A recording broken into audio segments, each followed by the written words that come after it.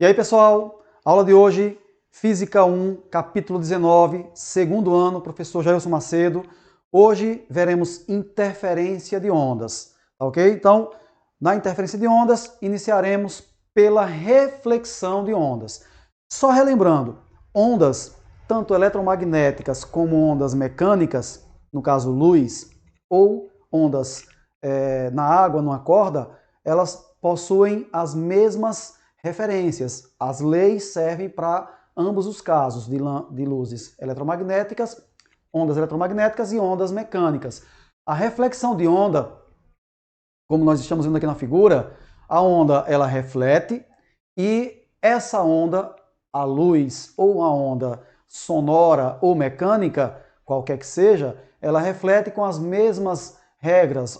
A lei, o raio refletido, o raio de incidência e a normal estão na mesmo plano, tá? Ao refletir, essa onda, ela reflete com a mesma frequência, a mesma velocidade e o mesmo comprimento de ondas. Então, numa reflexão de ondas, a onda refletida, ela continua com a mesma frequência da onda incidente, a mesma velocidade e o mesmo comprimento de ondas. Não se altera em absolutamente nada. O que nós iremos estudar aqui é a reflexão em pulsos de onda. Então aqui, a reflexão de um pulso ou de pulsos, tá? Quando o pulso atinge uma extremidade da corda, eu estico uma corda, quando eu gero um pulso, esse pulso atinge a extremidade, ele obviamente que vai refletir e retornar para o ponto origem da fonte do pulso, onde eu fiz ele ser gerado. Daí nós temos que entender o seguinte, se a extremidade for fixa, eu puxo a corda, lá onde a corda está amarrada, a extremidade dela for fixa, essa onda volta com inversão de fase. Observe no desenho, na ilustração aí, a reflexão ela é com fase invertida. Então, a fase está para cima, vai bater, refletiu, volta com fase para baixo. Tá? Agora, se a extremidade for livre, não tem inversão de fase. Observe que lá na extremidade tem um anel na haste, o pulso para cima, bate, sobe e retorna também para cima. Então, resumindo, reflexão de pulsos em uma corda, gerado numa corda, na extremidade fixa há inversão de fase, na extremidade livre não há inversão de fase. Basicamente, reflexão de pulsos em corda amarradas na extremidade fixa e livre, basicamente são essas duas informações. Daí, reflexão de pulsos. Refração de pulsos. Reflexão é bater e voltar. A refração é bater, parte, atravessa, refrata, parte, retorna, tá? O fenômeno de refração é quando uma onda sai de um meio para outro meio, tá? Alterando algumas condições, como por exemplo a direção, há um pequeno desvio, alterando a velocidade, alterando o comprimento de onda, mas nunca alterando a frequência, tá aqui, A frequência numa onda não se altera quando ele muda de meio. Então muda o quê? Muda a direção, ele vinha com um ângulo, sofre um desvio. Vocês viram? Nós vimos isso em luz quando sai do ar para a água. Tá? Mesma coisa acontece com as ondas mecânicas sem ser eletromagnéticas. Todas elas são iguais, são ondas. Muda a direção, muda a velocidade e muda o comprimento da onda, mas não muda a frequência. Só relembrando aqui, frequência, quando eu falo em luz, é a cor da onda, é a cor da luz. Então, quando a luz azul sai do ar e passa para a água, ela refrata, mas continua com a mesma cor que estava no ar. Se era no ar azul, quando passa para a água, continua azul. É a frequência, ela não varia. Muda a sua velocidade, porque tem mais atrito, muda o comprimento de onda, porque onda e velocidade são diretamente proporcionais, tá ok? Muda a direção, porque ela desvia. Agora, não muda a frequência. Com relação a um tema que nós ainda iremos estudar, que é o som, também são ondas sonoras, a frequência, ela representa a nota musical. Então, quando uma nota é emitida, por exemplo, numa piscina que tem caixas acústicas submersas, o som emitido dentro da água, quando sai da água, é a mesma nota musical, ou fora d'água para dentro d'água. Não muda a nota musical. A nota musical também é frequência, então não varia a frequência quando muda de meio, ok? E no caso de corda, eu tenho um pulso incidente, que é esse pulso que chega aqui entre duas cordas de espessuras diferentes, uma mais fina e uma mais grossa. Quando esse pulso chega no local onde há amarração entre as duas cordas de densidades diferentes, nós dizemos que o pulso é incidente, ok? Parte desse pulso é refletido e parte desse pulso é transmitido para a outra corda. Ele refrata, tá? Nesse caso, dizemos que há uma conservação de energia. A energia que eu gero, quando eu gero um pulso incidente, esse pulso parte passa, parte retorna, tá? O que passa e o que retorna, observe pelo desenho aqui, já dá para entender, ó. Amplitude do que chega, ó, aqui ó, grande, e o que entra e o que volta são menores. A soma dos dois gera o tamanho do incidente, então a conservação de energia. A energia do pulso incidente é igual à energia do pulso refletido mais o pulso transmitido. Então a energia do pulso incidente esse é igual à soma desses dois aqui, ó, desses dois menores. Então já guardem essa informação. Pulso que chega na amarração entre duas cordas, fina, grossa, grossa ou fina, vai gerar dois pequenos pulsos, um atravessando para outra corda, outro retornando. Sempre vai acontecer um pulso atravessa, um pulso retorna. É o que chamamos de refração quando atravessa, reflexão quando volta. Então a energia dos dois pulsos somados é igual à energia incidente, a que chegou para gerar esses dois pulsos. Isso aí é um ponto importante para questões futuras. Vamos analisar agora individualmente cada situação. Quando o pulso propaga-se na corda mais fina para a corda mais grossa, que é esse caso aqui, dois fenômenos ocorrem. Primeiro, a transmissão do pulso, chamado de refração. Segundo, a reflexão do pulso, retorno. Então, parte atravessa, parte volta. O que é que eu tenho que saber com relação à propagação de uma corda mais fina para uma mais grossa? Eu tenho que pensar assim, da fina para a grossa, é como se tivesse aqui algo um pouco mais resistente. Então, é como se fosse uma amarração fixa. O que acontece? O pulso refratado ou transmitido continua com a mesma fase. Observe que está para cima, ele continua para cima. Mas o refletido inverte a fase, ó. Ele vem para cima, ó, bate e volta para baixo. Então, da corda fina para a corda grossa, a refração, que é atravessar para a corda grossa, continua com a mesma fase. Se está para cima, passa para cima. Mas a reflexão gera inversão de fase. Então, da fina para a grossa, eu tenho que lembrar que a reflexão inverte a fase, mas a refração não muda em nada, tá ok? E o contrário, professor? Da grossa para fina. Observe que vem grossa aqui, ó, pá, parte e atravessa. Observe que quando atravessa, ela atravessa também com a mesma fase, atravessa para cima. E quando retorna, ela retorna também para cima, ó, não há inversão de fase. Então, da grossa para fina, a resistência na amarração é menor, é como se fosse móvel aqui. E o que acontece com isso?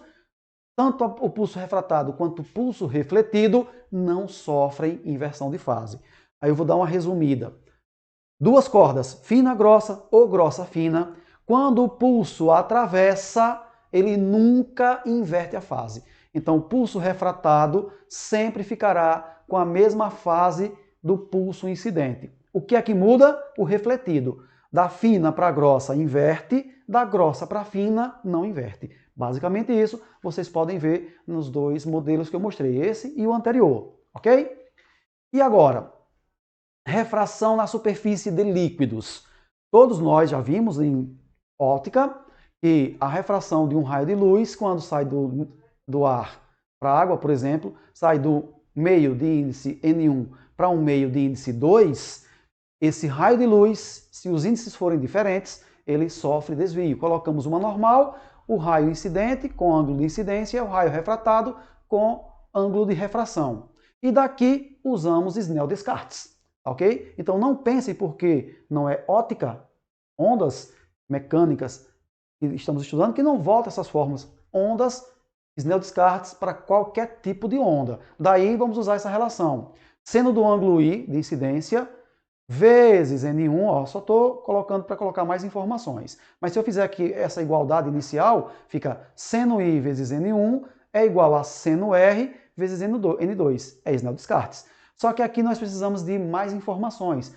Quem é direta, quem é inversamente proporcional. Então, por essa igualdade colocada em forma de fração, aqui, eu já posso deduzir a velocidade. Por quê? Porque velocidade é inversamente proporcional ao índice de refração. Então, se aqui eu tenho N2 sobre N1, A próxima fração envolvendo velocidade é inversa de n. Então fica V1 sobre V2. Professor, por que índice de refração e velocidade são inversas? Imagine que o índice de refração é o atrito. Quanto maior o atrito, um corpo se deslocando diminui sua velocidade. Quanto menor o atrito, maior é a sua velocidade.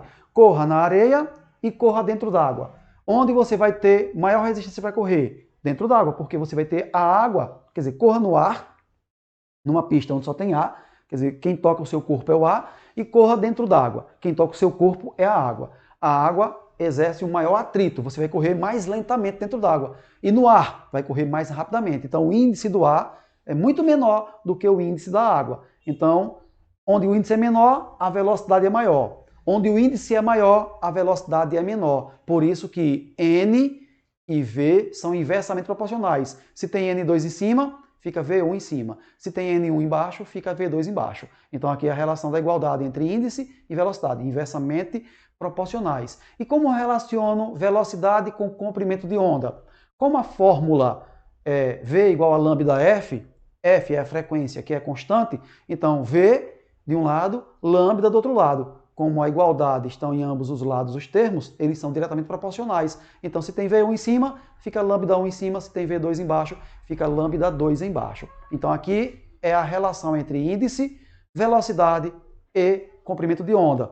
Muito utilizado nas questões e iremos utilizar nas questões daqui a pouquinho. Então, vamos analisar agora o que acontece com a profundidade. Olha só, aqui nós temos uma costa marítima. Aqui as ondas do mar em uma grande profundidade. Aqui as ondas do mar em pequena profundidade. Opa! E o que é que acontece? Nós observamos que o comprimento de onda aqui é maior, tá? Na profundidade 1, o comprimento aqui, ó, pode ver que a onda é bem larga e lá é bem estreita no 2. Então, o comprimento de onda alto, velocidade alta. Então, em grandes profundidades, a velocidade é muito maior do que em pequenas profundidades, que o comprimento diminui, a velocidade diminui. É por isso que eu posso dizer que velocidade nos lugares mais profundos são maiores do que velocidades nos lugares mais rasos. Então guardem essa informação. Quando a onda vem em alto mar, essa onda vem com uma alta velocidade. Quando chega em partes mais rasas, na praia, tá? Ela tem uma velocidade reduzida abruptamente, é por isso que ela é como se fosse um atrito com a terra, é o atrito, e ela arrebenta, é onde é a arrebentação da onda. Mas se ela não arrebentar, ela vai reduzir sua velocidade e ficarão ondas de menor comprimento. As ondas ficam pequenininhas. Em alto mar são ondas grandes, que a gente vê até navios subindo e descendo, subindo e descendo. Chega na praia, são aquelas ondinhas quase marolas, tá? Então reduz o comprimento de onda, reduz a velocidade. E aquela fórmula da velocidade, que é lambda vezes F. Então aqui estão as relações necessárias, tá? Seno do ângulo de incidência, seno do ângulo de refração, índice 2 pelo índice 1, V1, V2, lambda 1, lambda 2. Lembrem, inversamente proporcional, velocidade e índice, e velocidade e comprimento de onda diretamente proporcional. Onde é mais profundo, tem ondas maiores, velocidade maior. Onde é mais raso, ondas menores, velocidade menor. Guarde essa informação para agora e para o Enem. Difração. Aí vamos ver algumas características teóricas, tá? Com relação às ondas. E vimos em óptica, que são ondas. Logo já sabemos. Por exemplo, o que vem a ser o fenômeno de difração de uma onda? A difração é o poder que a onda tem de contornar obstáculos. Aqui temos uma onda longitudinal, ó, que é essa onda larga, ela chega, bate num paredão e tem só um orifício aqui, ó. A onda passa pelo buraquinho, essa onda aqui em cima e essa onda aqui embaixo, elas conseguem contornar o obstáculo e batem aqui, ó. Ela sai uma onda circular e acaba batendo nas paredes por trás do obstáculo. Então a onda contornou o obstáculo. Fácil de perceber com o som. Como assim? Se você fica atrás de uma porta, alguém está do outro lado falando, o som dá a volta pela porta e chega até seus ouvidos. É este fenômeno aqui que ocorre com o som. Tá? Uma pessoa fala aqui, desse lado, e aqui do outro lado a pessoa consegue ouvir. Por que consegue ouvir? Porque a onda consegue contornar o obstáculo. E esse fenômeno é chamado de difração de ondas, que pode ser difração da luz, difração de som e assim por diante. Teve onda, tem difração, tá ok? Polarização de ondas. Bom, no caso da difração, ela ocorre tanto em ondas mecânicas como ondas eletromagnéticas. As eletromagnéticas, bem menos. As mecânicas, o som, bem mais. Mas a polarização só ocorre em ondas transversais. São exclusivas das transversais. Tá? Por exemplo, a luz é polarizada. O som não é polarizado. Aqui, ó, nós temos uma onda, tá, não polarizada, uma onda natural. Então ela está em todas as direções. Ó. Tem vertical, horizontal, inclinada. Aqui eu tenho um polarizador e saiu apenas a que eu quero, a onda polarizada. Somente essa ondazinha sinuosa vertical. Isso acontece, por exemplo, com os nossos óculos. Eu faço uma lente polarizada, a luz, parte dela é só para ofuscar minha visão, e eu coloco um polarizador que tire essa luz em excesso, passando apenas a luz que vai me deixar verificar os obstáculos ou observar os detalhes sem essa ofuscação. É para isso que serve o polarizador. Ele polariza, ele retira parte de ondas que eu não necessito. Então eu consigo enxergar melhor a estrada, eu não fico ofuscado, não canso a vista, porque não tem tanta incidência de luminosidade do meu olho. Logo, falei em luminosidade, falei em ondas eletromagnéticas. Quais são as ondas polarizáveis? Somente as transversais, como as luminosas, por exemplo. Tá ok? E da polarização aparece a única fórmula em relação ao cálculo da polarização, que é uma lei chamada Lei de Malus, tá? Que eu vou apresentar ela aqui resumida, tá? Num contexto de ensino médio, porque ela é um pouco mais complexa, mas o entendimento dela básica é, veja qual é a fórmula, entenda o que é a fórmula e aplique apenas, porque ela é um pouco mais complexa com cálculos de ensino superior. Mas vamos lá. Aqui nós temos uma luz natural, não polarizada. Aqui temos um polarizador. Aqui já temos a luz polarizada. E aqui temos um analisador, que o olho humano consegue verificar se a luz está ou não polarizada. Por que esse analisador está aqui? Porque o olho humano, naturalmente, sem nada, ele não consegue identificar se a luz está ou não polarizada. Eu não consigo saber. Eu fico ofuscado ou não ofuscado. Isso é um detalhe. Mas eu não sei se aquela luz está ou não polarizada. Para isso, eu necessito de um analisador, que vai me dizer se ela está ou não polarizada, ok? Daí é o seguinte, quando essa luz é polarizada, essa luz aqui tem um campo elétrico E, que vai estar sob a ação da fórmula da força do campo elétrico, tá? Mas aí não vamos entrar em detalhes da parte de eletricidade. Mas essa luz, ela gera um campo elétrico, e esse campo elétrico vai ser o que iremos utilizar na nossa fórmula. Bom, nós temos que analisar o seguinte, aqui é o eixo da nossa luz, aqui é a luz polarizada, isso aqui é eixo de transmissão, tá? Eixo X. Então essa luz está vindo como se fosse esse disco aqui, é como se fosse vários disquinhos. Então ele tem esse eixo, é para saber que, por exemplo, aqui é 90 graus o disco com a linha, então é o eixo de transmissão. Essa luz, quando chega no analisador, é que eu vou comparar o ângulo entre ela, entre o polarizador e o analisador. Então, se esse ângulo possuir um ângulo θ, é ele que vai nos dar a análise da intensidade de luz que chega no olho, se é maior ou é menor, tá? Então daí nós iremos analisar da seguinte forma. Nós temos a intensidade de luz transmitida e a intensidade de luz que será incidente. Então, parte da luz incide, ó, eu vou ter uma luz polarizada que vai incidir aqui. Então eu chamo de luz incidente. E essa luz que incide, parte dela vai ser transmitida, porque outra parte pode ser absorvida. Então só é transmitida a parte da luz. Então, o quanto incidiu no meu polarizador e o quanto foi transmitido para o olho.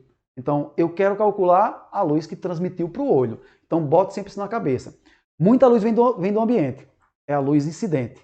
Chega no nosso objeto, no nosso equipamento que faz a polarização, polariza e, obviamente, vai transmitir parte dessa luz. Então, eu quero calcular a luz transmitida. E aí existe uma relação. Essa relação, ela já é pronta para a gente. Ela diz o seguinte, ó, a luz, aqui, ó, e a luz transmitida está para a luz incidente, assim como o campo elétrico vezes o cosseno do ângulo, que é o ângulo do giro do analisador aqui. O analisador ele pode girar. Ele gira um ângulo θ. Então, a intensidade de luz, tá? Aqui transmitida está para a luz incidente, a luz que chega, assim como o campo elétrico vezes o cosseno desse ângulo ao quadrado está para o campo elétrico ao quadrado. Professor, de onde vem essa fórmula? Aí a demonstração já vem do ensino médio para a gente pronta e acabada. Nós só utilizamos ela. Então, qual é a relação que eu uso na lei de Malus? Ele provou que a luz transmitida está para a luz incidente, assim como o produto do campo elétrico vezes o cosseno do ângulo, que é o ângulo de giro desse analisador em relação ao polarizador. Então, digamos que esse polarizador aqui está na vertical, esse aqui está na vertical. Então, se eu giro um pouquinho ele girou em relação ao polarizador 10 graus, 15 graus. Então, este é o giro. Então, é como se fosse um binóculo e como se fosse uma luneta. A primeira lente aqui é o polarizador, a segunda lente aqui, essa daqui, é o analisador. Então, eu posso girar aqui dentro essa lente. E ao girar o analisador, eu giro com um determinado ângulo. Tá? Esse ângulo é o que entra na fórmula, é aquele ângulo do cosseno. Se nós aplicarmos o quadrado no numerador, fica E ao quadrado e cosseno ao quadrado. E ao quadrado com E ao quadrado se corta e a fórmula fica mais resumida. A fórmula fica assim, ó.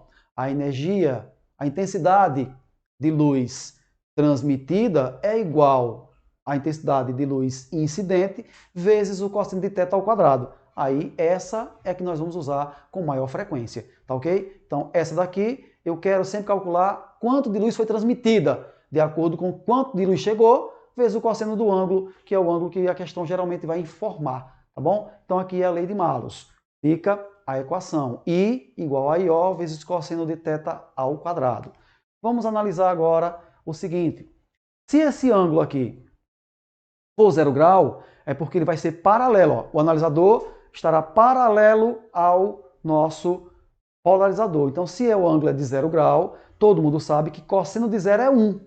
Então, aqui vai ser 1 vezes a intensidade incidente é a própria intensidade incidente. Então, qual é a máxima intensidade de luz transmitida? É se totalmente ela passar de acordo com a luz que chega. Então, se a luz incidente ficar inteira, porque multiplicando por 1 ela fica inteira, a luz transmitida vai ser igual à luz incidente. Então, quando o ângulo for 0 grau, a luz transmitida será máxima, porque ela vai ser igual à luz que chega, a incidente. Agora, se for 90 graus, quanto é o cosseno de 90? 0. Então, quanto é que vai dar IO? Vezes 0? 0. Então, a intensidade de luz transmitida será mínima ou nula. Então, eu tenho sempre que lembrar, dependendo do ângulo que eu coloque no θ, eu posso ter uma intensidade transmitida máxima ou mínima. A máxima é quando ela for igual a que chega, IO. E a mínima é quando ela for 0. Tá bom? Beleza, vamos lá. As questões que versam sobre o tema, às vezes ela foge um pouquinho porque utiliza todas as relações que nós já conhecemos com relação a ondas, tá? Lá já estudado em ótica, só que agora com mais propriedade. Então, por exemplo, a primeira questão da atividade diz assim: selecione a alternativa que preenche corretamente as lacunas do texto a seguir na ordem que elas aparecem. Os estudos dos aspectos quantitativos referentes aos processos de propagação do calor por condução foram iniciados no século XVIII. No entanto, somente a partir do século XIX foram desenvolvidos estudos sobre a propagação do calor por. Então, veja bem, vamos pensar um pouco no passado, tá? Lá na época de Newton, um pouco mais nos primeiros conhecimentos. Os conhecimentos com o estudo da luz, não se tinha a percepção que a luz fosse uma onda. Imaginava-se que ela fosse apenas partícula. Então, no início, tinha-se a teoria partícula, a onda tem pequenas partículas. Só depois que estudos mais novos, mais recentes foram avaliados, foi que se colocou que luz também é uma onda. Hoje é a teoria de onda-partícula. A teoria de partícula permanece e onda se agregou. Então ela é uma onda-partícula. Daí, como se fala em a propagação do calor por condução, sobre a propagação de calor por agora, já sabia lá de condução, mas para poder verificarmos a condição da luz ser também onda, percebeu-se que o calor também se propaga a partir de ondas eletromagnéticas e não só por condução. Eu tenho um fogo, uma chama. Se tiver ar, o ar chega ao meu corpo e aquece. Então o ar foi aquecido e se transferiu, ou por condução ou por convecção. Mas não imaginava que a luz, também transmitida, chegasse e aquecesse, tá? Colocava-se aí a condição de partículas, o ar, a água, o metal. Então, com o estudo e percebendo que a luz também ela é uma onda eletromagnética, a partir daí percebeu-se que a radiação também é uma forma de propagação do calor. E eu tenho radiação na letra A e tenho radiação na letra D. Então, para completar, eu coloco, somente a partir do século XIX foram desenvolvidos estudos sobre a propagação do calor por radiação, que é um termo novo. Até então não se tinha essa concepção que a luz também se propagava a partir de ondas, somente partículas. Aí foi quando chegou a concepção que o Sol aquece a Terra, atravessa o espaço que não tem matéria, só pode ser a partir da concepção que a luz se propaga em forma de ondas, tá bom? Aí, justamente pelo caráter ondulatório para propagação, por isso que é radiação. Caráter ondulatório, não seria nem convecção, nem seria condensação, como está aqui. Isso se explica pelo fato de que, nesse século, várias descobertas foram feitas sobre o fenômeno, tá? Sobre o fenômeno ondulatório observado nos casos da luz. O fenômeno ondulatório do som já eram antes, tá? O som já sabia que ele se propagava a partir de ondas. Então, radiação não pode ser som, radiação só pode ser luz. Então, do som, da luz, resposta à letra A, só pode ser da luz, letra A. Então, no que a questão nos traz de detalhes que você pode matar ela no Enem, seria o seguinte: estudos mais recentes que tratam da luz, eles coloca o estudo, ele coloca a luz em algo mais moderno, e esse algo mais moderno é a luz também é uma onda, porque ela se propaga em ondas eletromagnéticas. Até um tempo passado, chegou-se a deduzir que a imagem que chegava no olho de uma pessoa seriam pequenas miniaturas de partículas que se formavam dentro do olho, era algo assim realmente fora de qualquer contexto, mas a história nos mostra que tudo aquilo que foi descoberto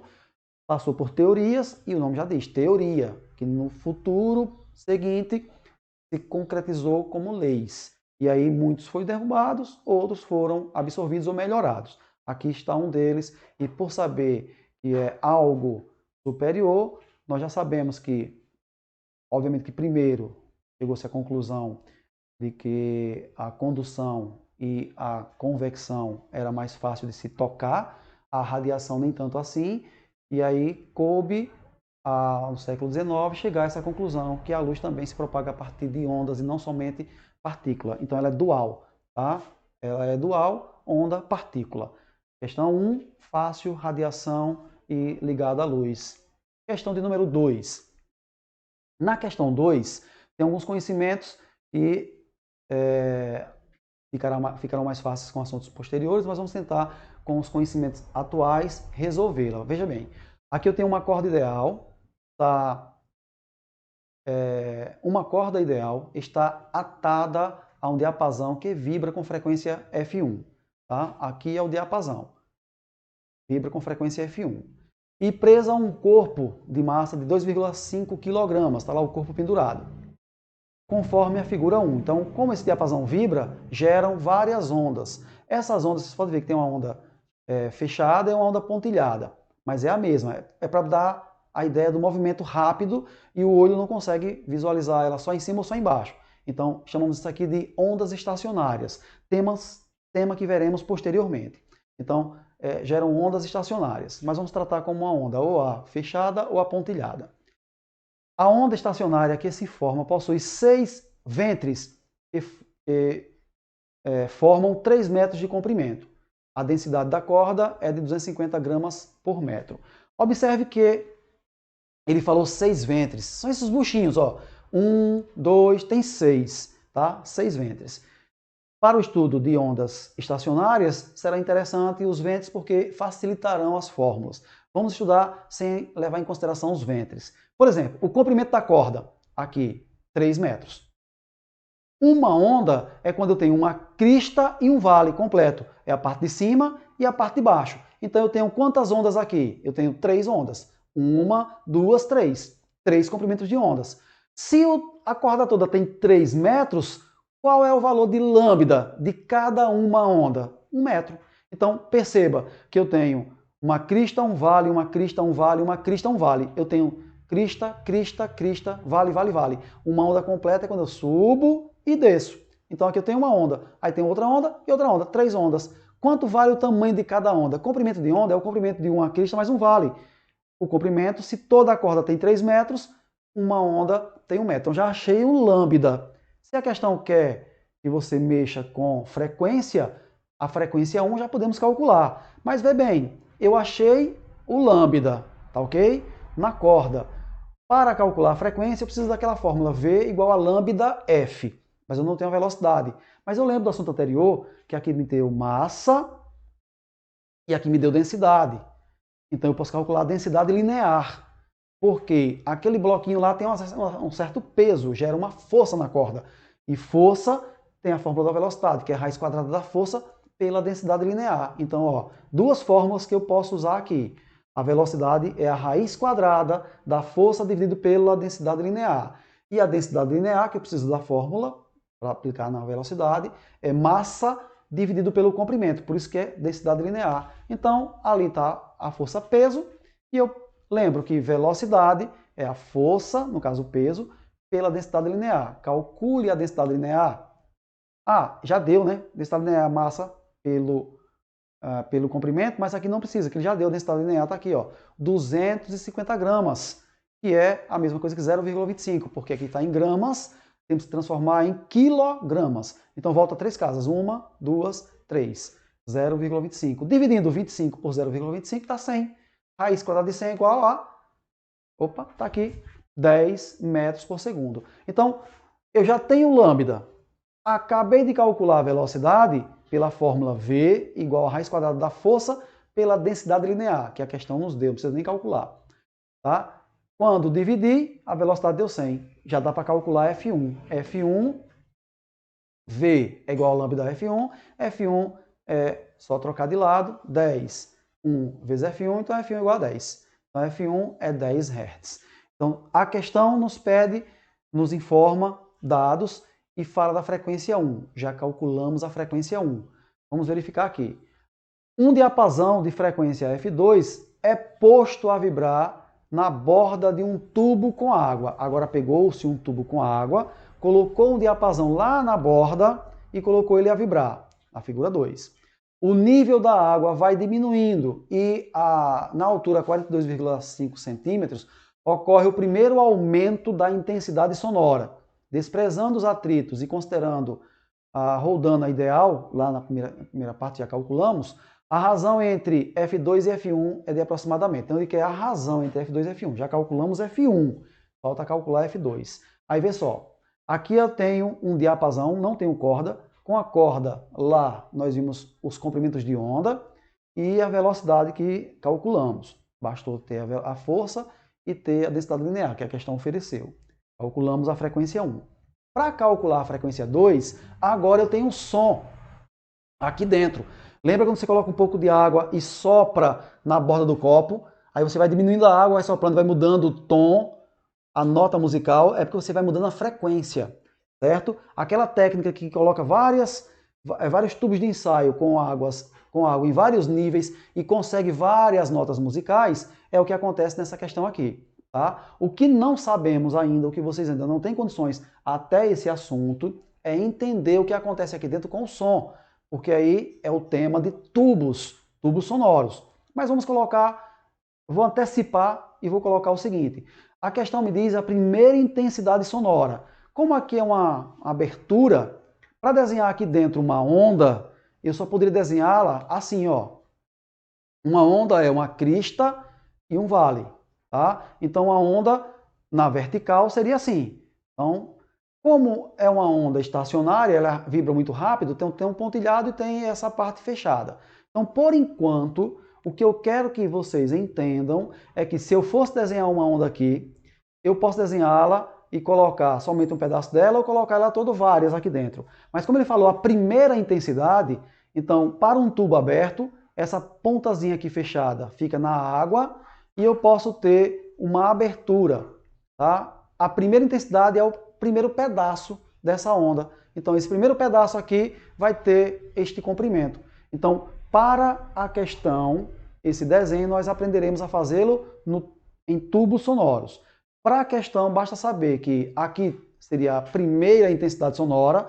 Eu desenhando uma onda aqui dentro, a primeira intensidade seria a primeira parte que eu posso pintar dessa onda completa. Então, é esse pedacinho aqui que corresponde a 1/4 do lambda. Lambda todo é de cima até embaixo. Um buchinho desse aqui é meio lambda, 2 buchinhos é a lambda completa. E metade da metade é 1/4 de lambda, que tem um comprimento, ele chamou de 42,5. Passa meio pelos extremos, nosso lambda aqui vai ser 1,7 metros. Então, o que é diferente aqui, que para quem não estudou ainda tubos sonoros não conseguiria fazer essa questão? Porque é uma questão do vestibular. Talvez não conseguisse porque não ia deduzir que lambda aqui, esse pedacinho aqui é lambda sobre 4. Então façamos o seguinte, entenda que aqui eu tenho uma abertura, que eu vou gerar um som, eu posso soprar, pá, fá, fá, fá, de acordo com o que eu sopro, e eu mudo esse nível, muda o tom. Aí ele disse, eu consegui o primeiro tom com a água no nível de 42,5 centímetros. Então eu poderia ter inserido na questão, se não fosse dado tubos, que este pedacinho aqui corresponde a 1/4 de lambda. Pronto. De onde é que vem, professor? É 1/4 de lambda. Por enquanto, saiba apenas que aqui é 1/4 de lambda. Esse 1/4 de lambda corresponde a 42,5 centímetros.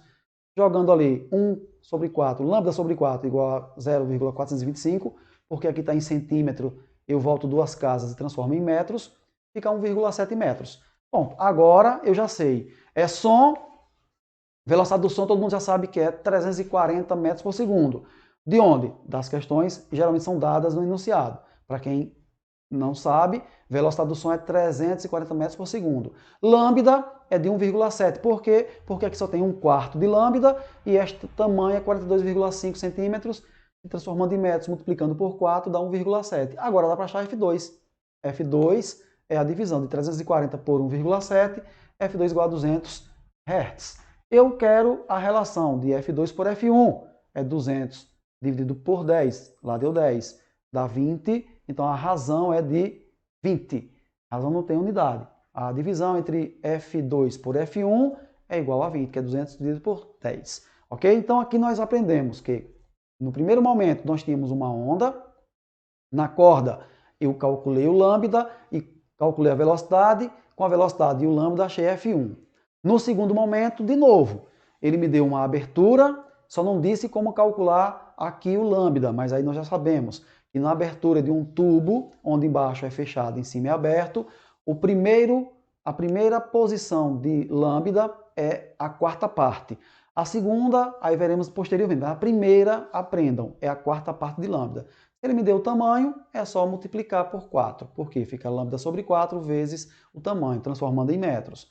Achando o lambda e sabendo que a velocidade do som é 340, eu acho F2. O resto é só dividir. 200 por 10 é a parte mais fácil. Então, o detalhe que fica dessa questão é lembrar que V é igual a lambda F e, obviamente, como é que eu tiro o lambda de um caso, como é que eu tiro o lambda do outro caso, como é que eu calculo a velocidade de uma corda e quanto é a velocidade do som. A velocidade do som já é padrão, 340 metros por segundo. Da corda depende da força e depende da densidade linear, que foi a primeira parte do cálculo. Ok? Beleza. Vamos para a questão de número 3. A questão 3 diz o seguinte: a velocidade de uma onda sonora no ar é 340 metros por segundo. Ó. Já acabamos de usar. E seu comprimento de onda é de 0,340 metros, é o lambda. Passando para outro meio, onde a velocidade do som é o dobro, 680, os valores da frequência e do comprimento de onda no novo meio serão. Lembram que foi dito, quando eu estou num meio que passo para o outro, a única coisa que não muda é a frequência. Então, no meio 1, velocidade 340, que é no ar, e comprimento 0,34. Vamos calcular a frequência no meio 1? V é lambda F, no meio 1. Então a frequência 1 é 340 dividido por 0,340, que vai dar 1000. Dividindo aqui dá 1000. 1000 Hz. Então no meio 1, que é o A, com essa velocidade e com esse comprimento de onda, a frequência 1 é 1000.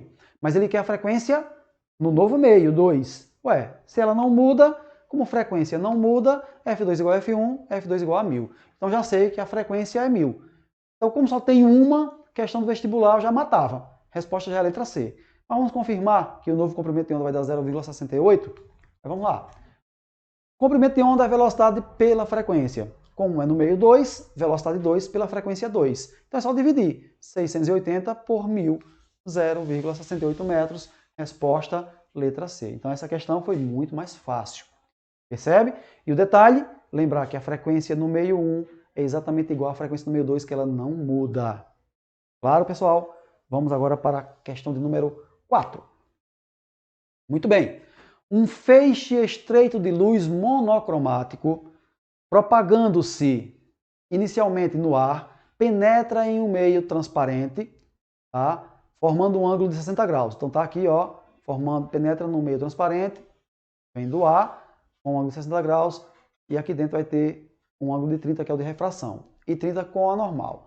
Como ilustra a figura a seguir. Calcule o comprimento de onda da luz no novo meio. Então ele quer o lambda aqui dentro. Observe que aqui eu tenho o ângulo de incidência, ângulo de refração. Isso me remete a Snell-Descartes. Mas vamos ver todas as relações que nós já vimos, as fórmulas. Ó.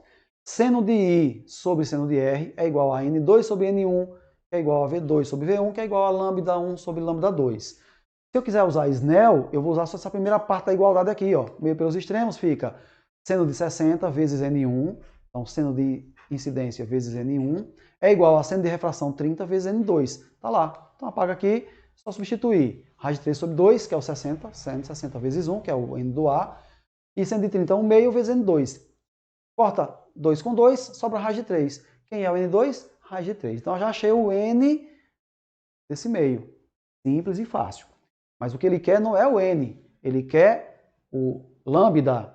Aí para calcular, olha que ele disse que o comprimento de onda no ar é 633 nanômetros, tá? E a velocidade da luz é isso aqui. Mas veja bem, se ele me deu o índice, me deu o lambda do ar e quer o lambda do meio, eu tenho o N do A e agora tenho o N do meio. É só usar aquela relação, ó. N2 por N1 é igual a lambda 1 por lambda 2. Então, eu faço aqui, ó.